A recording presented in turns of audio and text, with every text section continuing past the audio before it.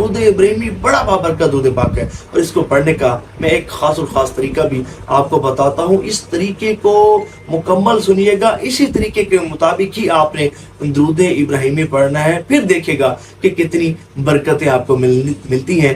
دیکھیں، سب سے پہلے آپ نے گناہوں سے سچی پکی توبہ کرنی ہے۔ یہ ہی ہر عبادت کا اصول ہے کہ کوئی بھی اگر آپ عبادت کرنا چاہتے ہیں نا، عبادت سے پہلے گناہوں سے سچی پکی توبہ کریں۔ جب آپ گناہوں سے سچی پکی توبہ کریں گے نا، تو اس عبادت کو کرتے ہوئے خوش و خضوع بھی نصیب ہوگا، ایک کیفیت بھی بنے گی، رکت بھی طاری ہوگی، اور یہ عبادت وہ عبادت ہوگی کہ جو اللہ تعالیٰ کی بارگاہ میں بہت زیادہ مقبول ہوگی۔ تو گناہوں سے سچی پکی آپ نے توبہ کرنی ہے۔ کوشش کریں باوضو اور توجہ کے ساتھ کسی جگہ بیٹھ کر آپ نے درود ابراہیمی پڑھنا ہے۔ دن بھر بھی پڑھ سکتے ہیں، چلتے پھرتے اٹھتے بیٹھتے، باوضو بے وضو بھی پڑھا جا سکتا ہے، لیکن ہم بات کر رہے ہیں خصوصی فیض کے اصول کے لیے۔ تو آپ نے باوضو درود ابراہیمی پڑھنا ہے، اور کس طرح پڑھنا ہے؟